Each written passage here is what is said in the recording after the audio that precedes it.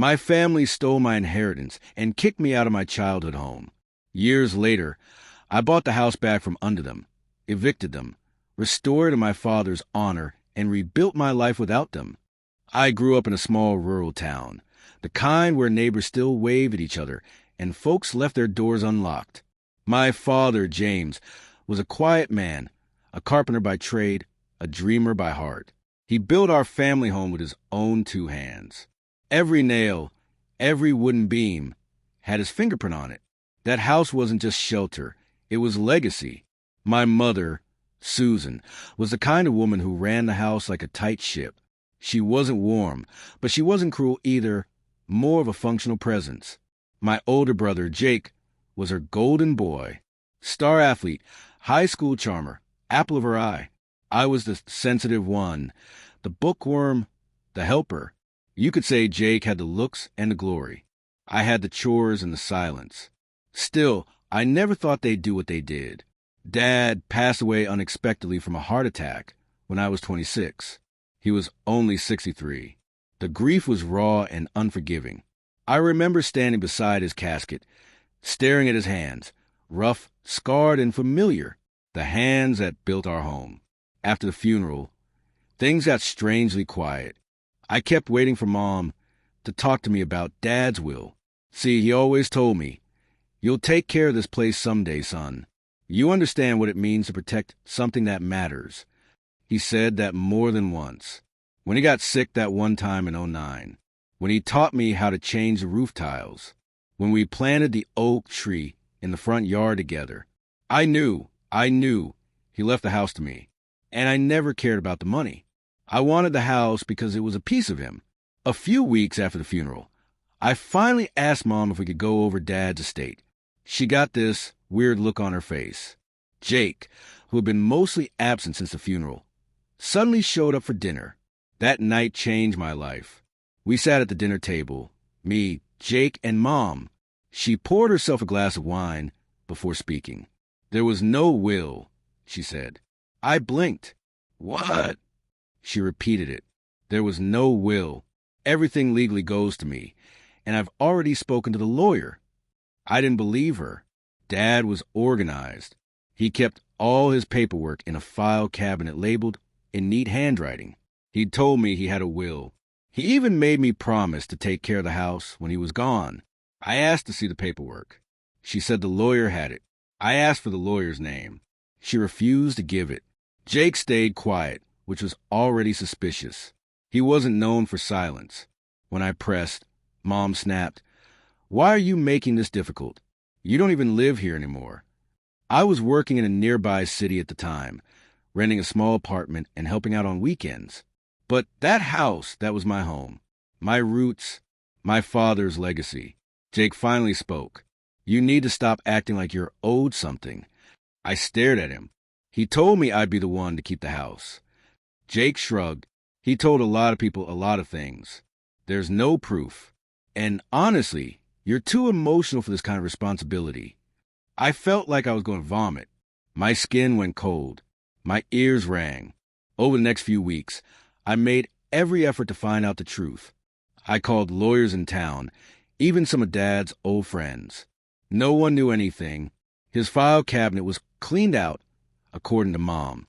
I had no legal standing, and they were hiding everything. Eventually, I learned from a neighbor, old Mr. Howard, that a mobile notary had been seen coming to the house a few months before Dad died. Mr. Howard overheard Dad saying he finalized everything for the boys. That gave me hope. I spent weeks chasing that notary down. Eventually, I got in touch. She remembered my father. She confirmed he'd signed a will in my favor. I asked for a copy. She said she couldn't give it directly to me, but that she filed it through the channels as required. I went to the county records office. Nothing. I filed a legal inquiry. Turns out the document had been revoked 2 weeks after Dad's death, due to a new filing. The only people who had access in that window were my mother and Jake. The will had been replaced with one favoring Jake. Everything, the house, savings, even the truck, went to him. I was erased. I confronted them again. Jake laughed in my face. Maybe if you weren't such a little bitch your whole life, Dad would have picked you. Mom just said, let it go. It's just a house. Just a house.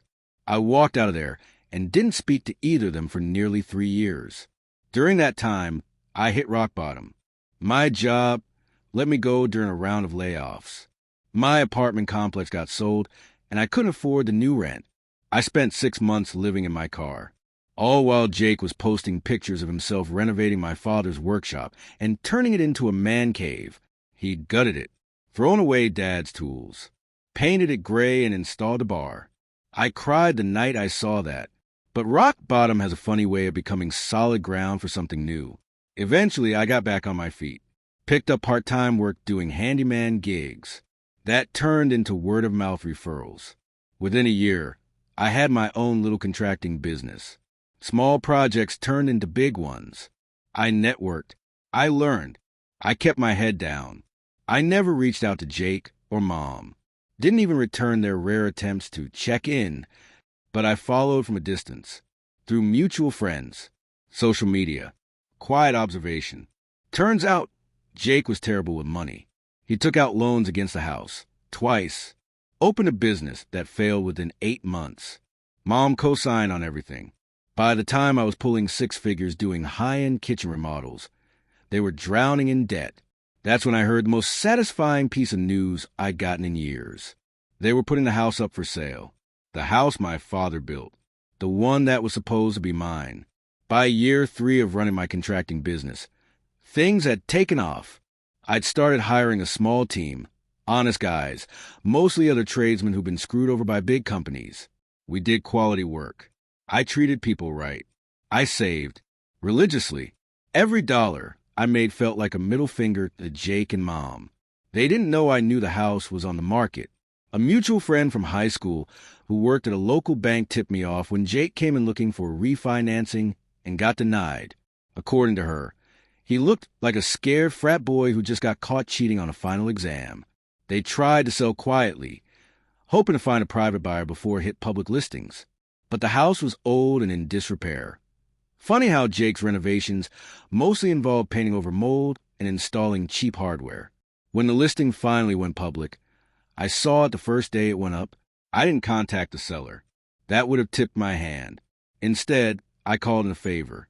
One of my old clients, Mr. L, was a real estate investor I'd done work for. Nice guy, in his 60s, sharp as a razor. I trusted him. More importantly, he owed me. I explained everything to him. The history, the betrayal, the revenge I wanted.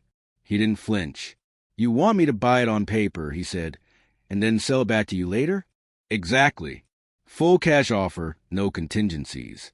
I'll wire you the funds, plus a 2% thank you fee. He nodded. Your family's gonna hate this. I smiled. They already do. We made the offer that afternoon, $30,000 below asking, but all cash and immediate close. The house had been sitting with no bites. Jake and Mom were desperate. They accepted within 48 hours. They didn't even know who the buyer was. The closing process was smooth. My lawyer made sure everything was handled discreetly. The property title was transferred to a shell LLC I had set up a year before for exactly this kind of situation. On paper, it looked like just another investment holding. I waited exactly 31 days before making the first move. The same week the deed was officially recorded with the county, Jake got a letter via certified mail. Notice of property transfer and intent to reclaim possession for renovation purposes. You are hereby given 60 days notice to vacate the premises. They called the number listed, which led directly to a voicemail account managed by my lawyer's office. Professional, cold, legal. Apparently, Mom was the first to break. She left me 5 voicemails, progressively angrier. The first was confused. There must be a mistake. We didn't sell the house to a flipper. Then indignant. Is this how you treat your family? You're a vulture. Then threatening. We'll take this to court. We have rights. Then finally, please, can we talk? We didn't know it was you. Damn right, they didn't. After weeks of silence, I finally went back. I hadn't set foot in that house in nearly 4 years. When I pulled into the driveway, The front lawn was yellow and patchy. The oak tree I planted with Dad was still standing, but the swing was gone. I knocked. Jake answered the door. His face went pale. He tried to slam it shut. I stuck my boot in the gap. "Hi," I said. "Remember me?" Behind him, I could see the once pristine wood floor scratched and filthy. The kitchen had been remodeled with those ugly gray laminate cabinets everyone on YouTube thinks are trendy. Mom appeared in the hallway, clutching a wine glass at 2 p.m. Jake found his voice. "What are you doing here?" "I own the house," I said. "Legally. Fully paid. Title's in my name." "You can't kick us out," he barked. "Actually," I said, pulling a document from my jacket, "you've got 17 days left on your notice." Mom started crying. Jake looked like he wanted to swing at me. But here's the best part. They had no money to fight it. No savings. No equity. Their credit was trashed from years of refinancing and failing businesses. They were squatting in my house. Jake tried one last trick. He called a local news station, hoping to spin it into a poor son of Vic's grieving mother's story. The reporter who came to check it out was, no joke, someone whose bathroom I'd remodeled the year before. I gave her the real story. Documents. The original will, I'd finally obtained a notarized copy from the archive after hiring a legal researcher. Photos of me and Dad building the deck together. Letters in Dad's handwriting. She dropped the story. Jake's last hope died in her voicemail inbox. They left the day before the eviction deadline, taking only what they could fit into 2 cars. I watched on the front porch, arms crossed. Jake tried one last shot. "You think you won," he sneered. "You're still the loser, little brother." I smiled. "And you're still unemployed. Get off my lawn." Mom didn't even look at me. She just sat in the passenger seat, staring ahead, glassy-eyed. I almost felt sorry for her. Almost. But then I remembered how easily she lied. How quickly she dismissed me. How she let her golden boys steal everything Dad wanted from me. I went inside after they pulled away. The house was filthy. Broken doors, stained carpet, garbage in every room. Didn't matter, because I had it back. And I had plans. Let me paint a picture of what they left me. The fridge smelled like something died in it. Possibly literal. Cigarette burns in the living room carpet. Dad didn't even allow smoking in the house. Broken tiles in the kitchen. One of the toilets didn't flush. And worst of all, they painted over the mural Dad had hand-painted on the basement wall, a memory wall of our family camping trips. Painted in soft pastels when I was 12. They had covered it in matte gray paint like they were trying to erase him. So yeah, this wasn't just a cleanup. This was war. I didn't hire a crew. I did it myself. Every nail I pulled, every floorboard I sanded. I imagined I was undoing every insult they threw at me. Every time they said I wasn't strong enough, wasn't man enough, wasn't the right kind of son. I tore out the tacky gray kitchen Jake installed and replaced it with handcrafted oak cabinets, just like Dad taught me. I spent 2 weekends repainting the basement wall from a photograph I found. I even traced his old brushstrokes to bring the mural back to life.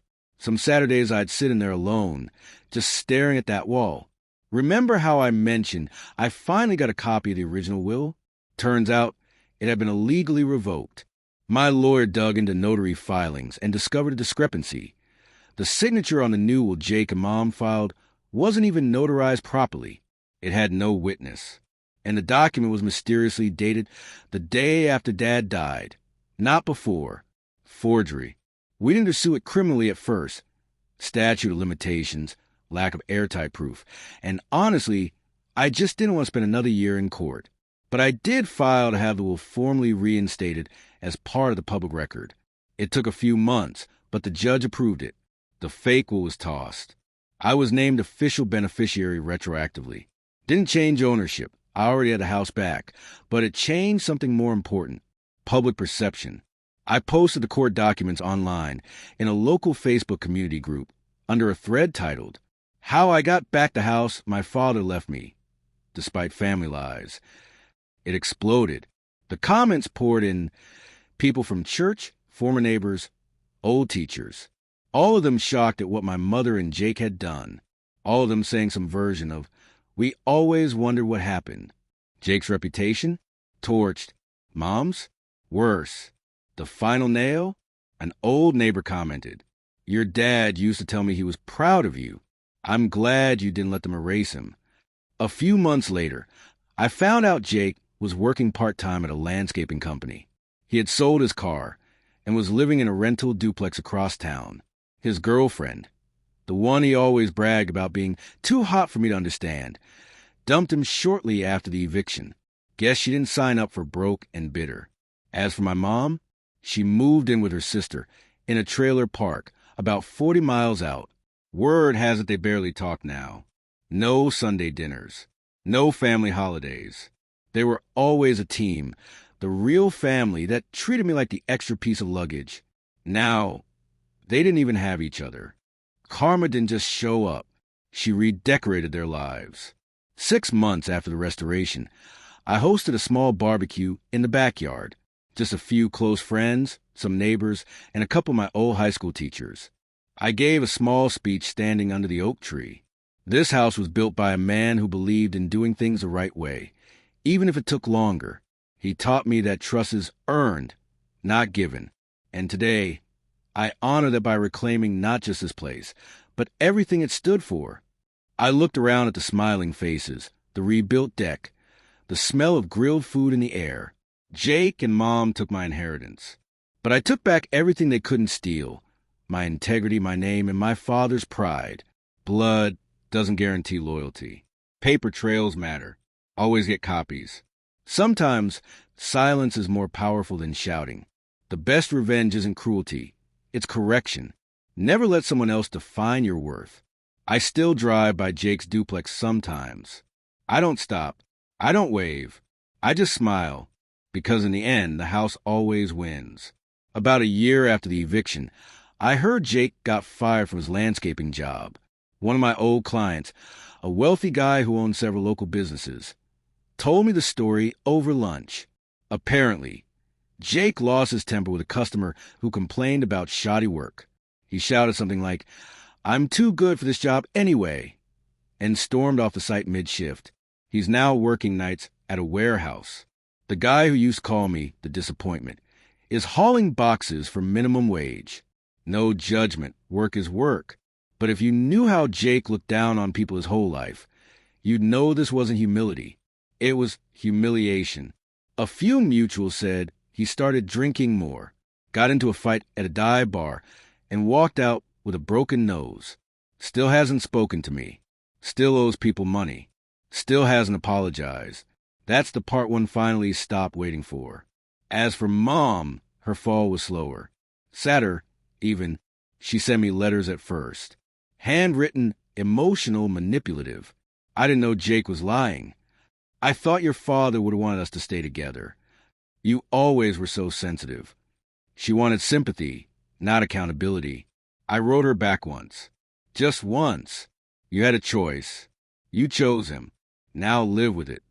She didn't respond again. Last I heard, she was still living with her sister in that aging double-wide near the edge of county lines. The kind of place where mailboxes are duct-taped and streetlights don't work. Her health is declining, apparently. Her social circle? Gone. Church friends distanced themselves after the little story came out. Funny thing is, she still tells people it was all a misunderstanding. No, Mom, you made a decision. You don't get to rewrite the ending. Now about the house. After the renovation, I did something I never expected. I opened it up, not like an Airbnb or a rental. I turned it into something more meaningful. A part-time creative retreat and workshop space.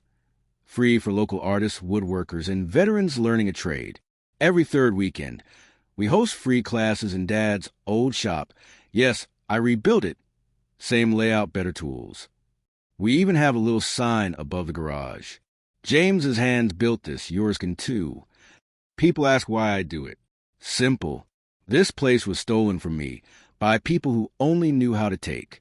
So now I give, and in doing that, I win every single day. I still get questions sometimes. Do you ever think about reconciling with them? No, Because what people don't understand is that you can forgive someone without ever trusting them again, and you can move on without dragging their weight behind you. I don't need them to say sorry. I don't need them at my table. I don't need them at all. And that, friends, is what revenge really is. Not just reclaiming what's yours, but realizing you never needed their approval in the first place. If you're in a situation where your family betrayed you, where you were made to feel small, disposable, replaceable, let me tell you something. You're not alone, and you're not broken. You don't owe anyone your silence. You don't owe anyone a seat at your table just because you share DNA. Sometimes, walking away is the most powerful thing you can do. Other times, you buy the house they stole and make it holy again.